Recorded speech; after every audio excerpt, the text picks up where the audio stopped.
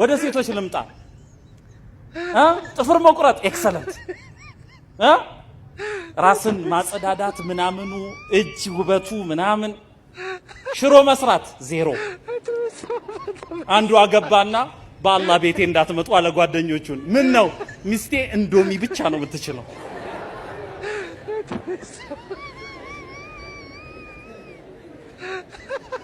ያዋጣም አያዋጣም ነው የምለው።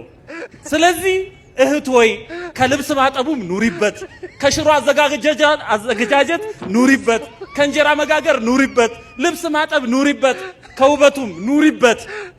እንዳያችሁ ስለዚህ ሰላት ላይ ኑሪበት። አቬሬጅ ላይ መሆን አለብን።